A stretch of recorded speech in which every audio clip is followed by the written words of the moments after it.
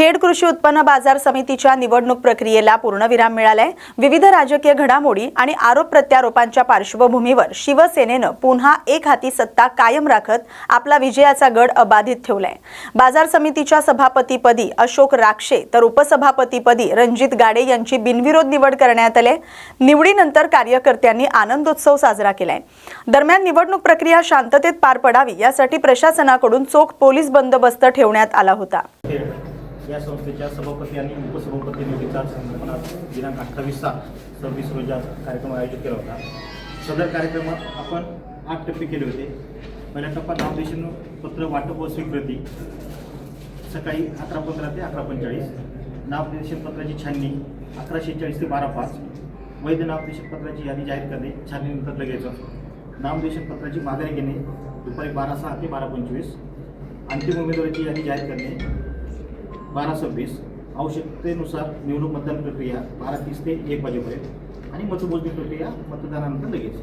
सदर चर्चा सभापती आणि उपसभापती निवडीच्या कार्यक्रमात सभेपुढे सभापती पदासाठी श्री विजयसिंह बाबासाहेब शिंदे यांनी अशोक बाबूराव राक्षे यांचं नाव सुचवलं होतं व त्यास सोमनाथ विठ्ठल मुंगसे यांनी अनुमोदन दिलं होतं। आणि उपसभापती पदाच्या निवडीसाठी क्रांती संदीप सोमवंशी यांनी रणजित विठ्ठल गाडे यांचं नाव सुचवलं होतं व त्यास अनुराग संजय देव यांनी अनुमोदन दिलं होतं। सभेपुढे विहित मुदतीत नामनिर्देशन पत्र वाटप व स्वीकृतीच्या काळात सभेपुढे सभापती पदासाठी अशोक बाबूराव राक्षे यांचा एकमेव अर्ज प्राप्त झालेला होता व उपसभापती पदासाठी रणजित विठ्ठल गाडे यांचा एकमेव अर्ज प्राप्त झाला होता। त्यामुळे छाननीअंती संस्थेच्या सभापती पदासाठी श्री अशोक बाबूराव राक्षे यांना अविरोध घोषित करण्यात आलेले आहे व उपसभापती पदासाठी रणजित विठ्ठल गाडे यांना अविरोध घोषित करण्यात आलेले होते।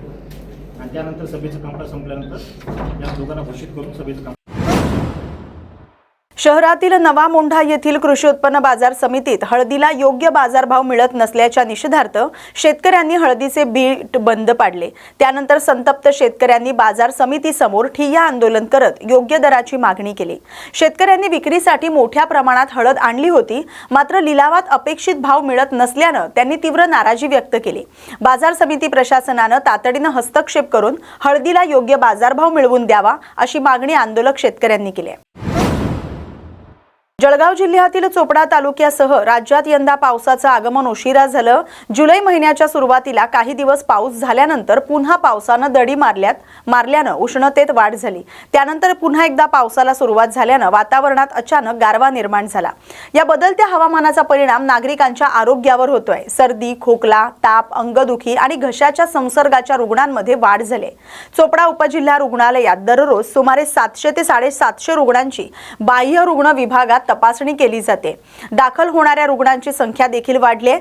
लहान मुलं, ज्येष्ठ नागरिक आणि इतर नागरिकांनी आजार अंगावर न काढता वेळेत वैद्यकीय उपचार घ्यावेत, तसंच बदलत्या हवामानात आवश्यक ती खबरदारी घ्यावी असं आवाहन उपजिल्हा रुग्णालयाचे अधीक्षक डॉक्टर प्रसाद पाटील यांनी केले। नमस्कार, मी डॉक्टर प्रसाद पाटील, अधीक्षक उपजिल्हा रुग्णालय कोकण। सध्या पावसाचं वातावरण असल्यामुळे ओपीडीमध्ये आपल्या जे आजार होत आहेत त्या ओपीडीची संख्या आपली वाढलेली उपजिल्हा रुग्णालयात।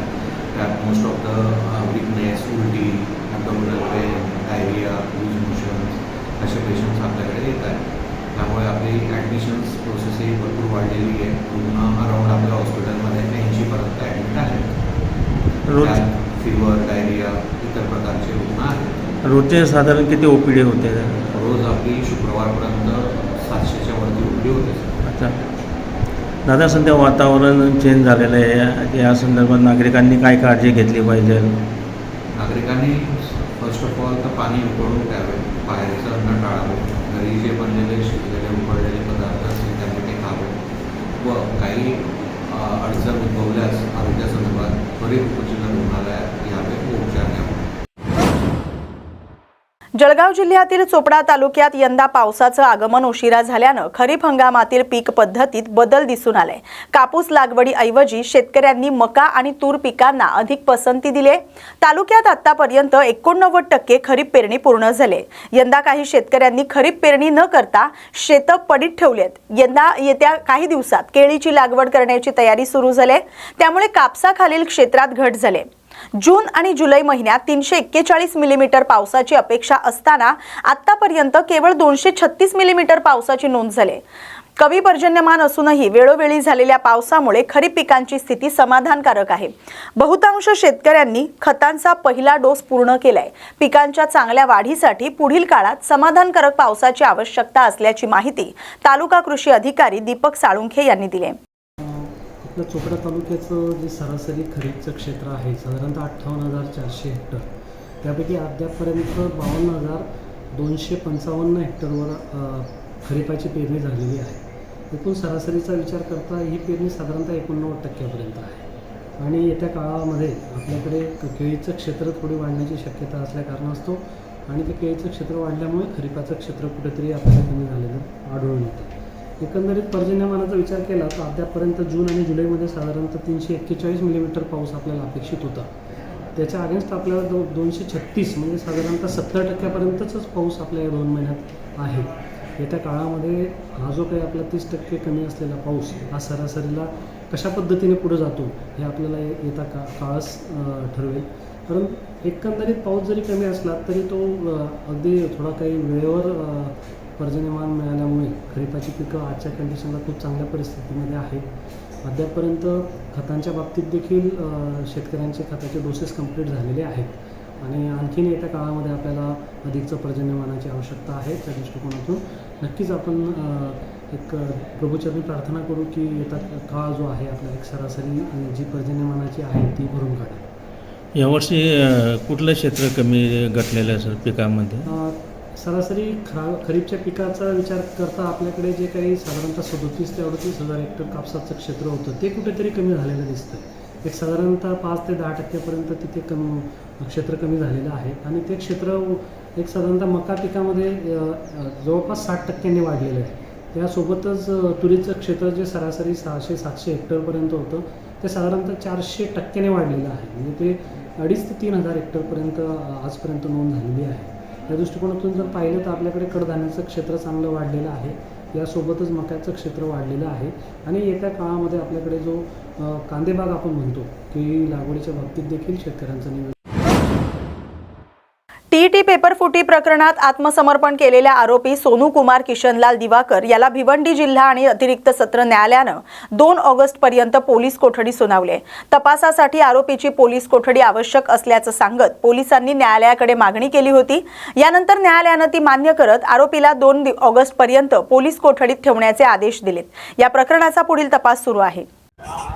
281-26 जो कोणगावला गुन्हा दाखल आहे टीईटीच्या संदर्भात, त्याच्यामध्ये काल हा सोनू कुमार किसनलाल दिवाकर म्हणून त्यांनी जे कोर्टामध्ये आत्मसमर्पण केलं होतं त्याला पोलिसांच्या ताब्यात देण्यात आलं होतं आणि पोलिसांच्या ताब्यात दिल्यानंतर आज त्याला मेहरबान न्यायालयामध्ये हजर केला असता त्याला 2 तारखेपर्यंत पोलीस कस्टडी मिळालेली आहे आणि त्याच्यावर यांचा मित्र असण्याचा, CCTV मध्ये दिसण्याचा, यांचे काही कॉल डिटेल्स वगैरे निघण्याचा आणि यांच्याबरोबर काही ट्रेडिंग ट्रान्झॅक्शन काही झालंय का या पेपरच्या संदर्भात हा ठपका मेहरबान न्यायालयात त्याच्यावर ठेवण्यात आलेला आहे आणि आम्ही त्याच्या संदर्भात मेहरबान न्यायालयाला हे पटवून दिलेलं आहे का हा फक्त त्यांचा मित्र होता, 2018ला त्यांच्याकडे काम करत होता आणि त्याच्यानंतर त्यांनी त्या महिमपत्रम कंपनीमधून राजीनामा दिलेला आहे, त्या ठिकाणाहून त्यांनी एक्झिट केलेला आहे। त्याच्यामुळे 2018 पासून ते आजपर्यंत त्याचा यांच्याशी कुठल्याही प्रकारचा संबंध नाहीये, फक्त कॉल डिटेल निघलेत म्हणून त्यांना या ठिकाणी आज आणण्यात आलेलं आहे आणि त्यांनी आत्मसमर्पण केल्यामुळे त्याला आज कोर्टात हजर करून 2 तारखेपर्यंत 2 ऑगस्ट पर्यंत पोलीस। नागपूर महानगरपालिकेची सर्वसाधारण सभा पार पडली, मात्र सभेतील सर्व विषय आणि प्रश्नांवर चर्चा पूर्ण होऊ शकली नाही। सत्तापक्ष नेते यांच्या प्रकृती अस्वास्थ्यामुळे ते सभेला उपस्थित राहू शकले नाहीत। तांत्रिकदृष्ट्या सत्तापक्ष नेते अनुपस्थित असतानाही सभा घेता येते, मात्र आतापर्यंतच्या परंपरेनुसार त्यांची उपस्थिती महत्त्वाची मानली जाते। त्यामुळे उर्वरित विषयांवर चर्चा करण्यासाठी ही सभा काही काळासाठी तहकूब करण्यात आली। अत्यंत नजीकच्या काळात पुन्हा सर्वसाधारण सभा बोलवण्यात येईल अशी माहिती महापौर नीता ठाकरे यांनी दिली। आज महानगरपालिकेची सर्वसाधारण सभा होती। सभा झाली आहे, परंतु पूर्ण विषय आणि प्रश्न हे घेता आले नाही, कारण माननीय सत्तापक्ष नेते यांच्या प्रकृती अस्वास्थ्यामुळे ते आज या सभेस उपस्थित राहू शकले नाही। साधारणतः पक्षनेते समजा सभेत नसतील तर सभा होऊ शकत नाही, असा म्हणजे करू नये, होऊ शकत नाही असा परिपाठ आहे। त्यामुळे अत्यंत नजीकच्या भविष्याच्या काळात अतिशय लवकर ही सभा पुन्हा घेण्यात येईल आणि तोपर्यंत ती अनिश्चित म्हणजे काळासाठी थांबवण्यात आलेली आहे. कोल्हापुरातील ऐतिहासिक आणि रंगभूमीच्या वैभवाचं प्रतीक असलेल्या संगीत सूर्य केशवराव भोसले नाट्यगृहाच्या व्यवस्थापनाचा प्रश्न पुन्हा एकदा ऐरणीवर आलाय. नाट्यगृह खासगी कंपनीकडे ठेकेदारी तत्वावर चालवण्यासाठी देण्याच्या प्रस्तावाला विरोध करत रंगकर्मी, कलाकार आणि तंत्रज्ञांनी नाट्यगृहासमोर धरणे आंदोलन केलं. महापालिका प्रशासनाच्या निर्णयाचा निषेध करत नाट्यगृहाचं व्यवस्थापन खासगी संस्थेकडे न देता महापालिकेनंच ते चालवावं अशी ठाम भूमिका आंदोलनकर्त्यांनी मांडली. केशवराव भोसले नाट्यगृह ही केवळ इमारत नसून अनेक कलाकारांना घडवणारं सांस्कृतिक केंद्र आहे. त्यामुळे त्याचं व्यावसायिकीकरण टाळून या वास्तूचं सांस्कृतिक स्वरूप कायम राखावं अशी मागणी रंगप्रेमींकडून करण्यात येते.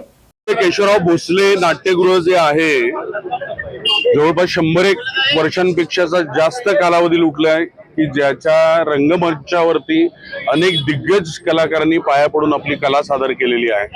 जे आमच्या राजांनी, शाहू महाराजांनी कोल्हापूरसाठी केलेलं आहे. एक कोल्हापूरची ओळख जी आहे ती कलापूर म्हणून ओळख असणाऱ्या एका गावातलं केशवराव भोसले हा त्या सगळ्या कलेच्या चळवळीचा केंद्रबिंदू आहे. आणि अशा पद्धतीची जी वास्तू आहे त्याचा खासगीकरणाचा घाट घालण्यात आलेला आहे. 20 तारखेच्या सभेमध्ये त्यांचा ठरावही मंजूर झालेला आहे. त्या ठरावाच्या विरोधात आम्ही आजचं आंदोलन करत आहोत. अतिशय शांततापूर्वक हे आंदोलन करत आहोत. आम्ही ओव्हरऑल खासगीकरणासाठी विरोध आहे का, तर तुम्ही बाकीच्या ज्या काही जागा खासगीकरणासाठी देताय, पार्किंगच्या देताय, त्याच्यावरती आम्ही काही बोलत नाहीये. पण केशवराव भोसले सारखी जी वास्तू आहे जी आमच्या सगळ्यांच्यासाठी मंदिर आहे त्या वास्तूचं खासगीकरण होऊ नये याच्यासाठी आम्ही फक्त रंगकर्मीच असे नाही तर कोल्हापुरातली जी कलाप्रेमी जनता आहे ती पण इथे आता एकवटलेली आहे आणि त्या सगळ्यांचाच विरोध आहे. तोटे तर बरेच आहेत त्याच्यात. आतापर्यंत तुम्ही बघितलं तर हे खरं तर सरकारची ड्युटी आहे. महाराष्ट्रात बऱ्याच ठिकाणी आम्ही नाटकाचे प्रयोग करतो. ती सगळी नाट्यगृह आत्ताही शासन मॅनेजमेंट खाली चालवली जातात किंवा महापालिकेच्या मॅनेजमेंट खाली चालवली जातात. मग या एकाच वास्तूबद्दल काय प्रॉब्लेम आहे हा आमचा सवाल आहे. कारण त्याच्यानंतर मग तारखांची गोंधळ होणार. आज जवळपास 35 कोटी रुपये महाराष्ट्र शासनाने खर्च केलेले आहेत आणि हे खासगीकरणाचं जे प्रकरण चालू आहे ते कोल्हापूर महानगरपालिकेतर्फे चालू आहे. तर एवढा मोठा निधी भरून आल्यानंतर ते अद्ययावत केल्यानंतर उत्तम साऊंड सिस्टीम लावलेली आहे, बरेचसे लाईट्स लावलेले आहेत. त्याच्यानंतर कुठल्या तरी एखाद्या कंपनीच्या ताब्यात ते द्यायचं का की जेणेकरून त्याचा मेंटेनन्स होणार नाही. 5-1 वर्षाने त्याची सगळी वाताहत झाल्यानंतर परत ते कॉर्पोरेशनकडे येणार आणि परत आम्ही आंदोलन करायचं. मी केशवराव भोसलेसाठी आम्ही नाटकाचे प्रयोग करायचे का आंदोलनाचे प्रयोग करायचे हेच समजेन असं झालेलं आहे आम्हाला. एका नेत्याच्या आमदाराला हे टेंडरची चर्चा आहे, आरोप केला जातो. कसं बघता तुम्ही याकडे? हे तुमच्याकडूनच आम्हाला समजतंय. कुणाला दिलं जातं याच्याबद्दल आमच्याकडे काहीच माहिती नाहीये. पण 20 तारखेला ठराव झालेला आहे की हे देण्यात यावं म्हणून. त्याच्या विरोधात आम्ही उभे आहोत. ते कोण घेतं याच्याशी संबंधच नाहीये. कुणी समोर आलं तरी घ्यायचं नाही, आम्ही ते घेऊ देणार नाही हा आमचा ठाम निर्धार आहे. पण कलाकारांनी नाटकाचे प्रयोग करायचे का हा व्यवसाय करत बसायचा?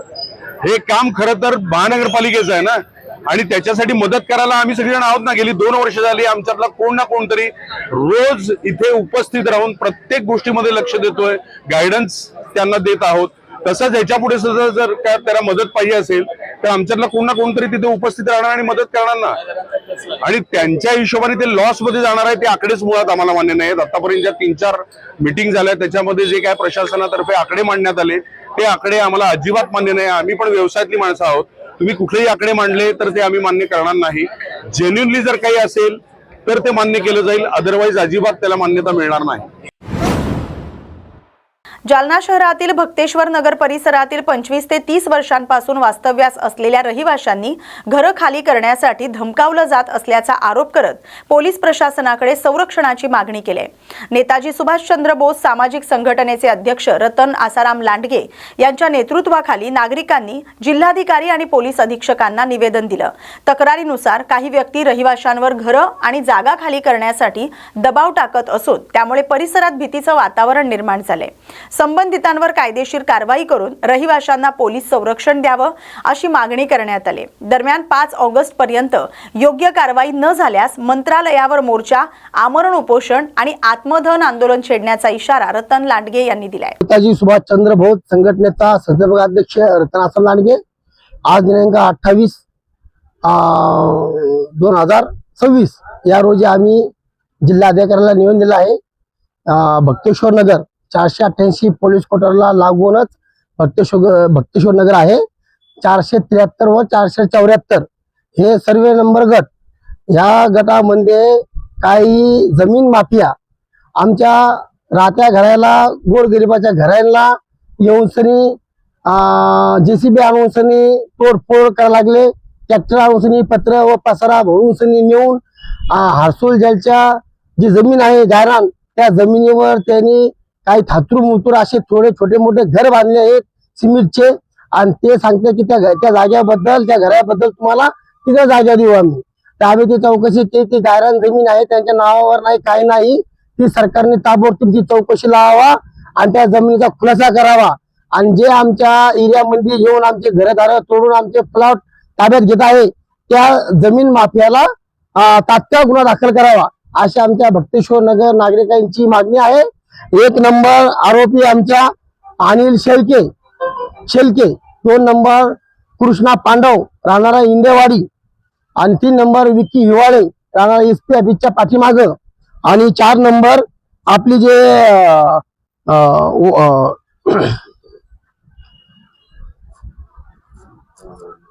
नांदगावकर बाई आणि एक अग्रवाल. तर हे लोकांनी संगमत करून सनी काही सुपारी मार्फाला 7 कोटीची सुपारी देऊन सनी लोकांचे घर खाली करायचे सांगितले आहे. त्यांच्याकडे कोणत्याही जागेचा पुरावा नाही व ती जागा नाही. ती जागा त्यांची 474 होती. ती जागा तिकडं त्यांची 3 शाळाच्या मोर जागा त्यांची. या आमची जागा 473 आहे. पण 474 ची 473 झाली शासनाने जागा केलेली. आणि हे लोक तिथं पूर्वीचे 10-15 वर्ष झालेत. कोणाला 30-30 वर्ष झालेत. आम्ही तर रातबेट काढलेली. आम्ही तिथं घरं बांधलेत. आम्ही एकेका घराला 25-30 लाख रुपये तिथं घर बांधून लावलेत. त्यांना बॉन्डवर जमीन दिलेली आहे आणि महानगरपालिकेची टॅक्स पावती बी लावलेली आहे. तर आम्ही वारंवार निवेदन दिलं आहे महानगरपालिकेला की आम्हाला पाणी नळ आणि रोड द्या. पण ही कानागाळ करून त्यांनी काही माफिया लोकांना ते साथ देत आहे. आणि माफिया लोकांचं म्हणणं आहे की आम्ही महानगरपालिकेला जी आयुक्तला आहे त्यांना आम्ही 25 लाख रुपये देऊन आम्ही त्याला चूक केलेला आहे. तुमच्या जालन्यामध्ये कोणी भाव घेणार नाही. आणि तुम्ही काय करा म्हणजे आम्हाला सांगते पोलीस स्टेशनला या. तालुका पोलीस स्टेशन सुद्धा आम्ही पुढे खरेदी करून घेतला आहे. म्हणून आमच्या एकही नागरिकीला तिथं चारा भेटत नाही पोलीस स्टेशनला व महानगरपालिकेला. त्या लोकांनी त्यांचा तिथं बंदोबस्त लावला आहे. म्हणून आज आम्ही वैतागून आज याला निवेदन दिलं. निवेदन मध्ये सांगितलंय आमचा येणाऱ्या 5 तारखेपर्यंत जर फैसला झाला नाही त्या कठोर त्या लोकांवर जमीन माफियावर जर गुन्हा दाखल झाला नाही आणि आमच्या जमिनीचा तशवा केला नाही त्याला हकालपट्टी केली नाही तर आम्ही मोठ्या संख्येने 5 तारखेला मुंबई मंत्रालयावर जाऊन आमरण उपोषण आत्मधन करणार आहे. ही आम्ही इथं जिल्हाधिकारी साहेबांना इथं कळवलं आहे. या बातमीसोबतच बातम्या गावाकडच्या मध्ये आता इथेच थांबतोय. अशाच महत्त्वाच्या बातम्यांसाठी पाहत राहा न्यूज मराठी 24/7. नवा भारत नवा विचार.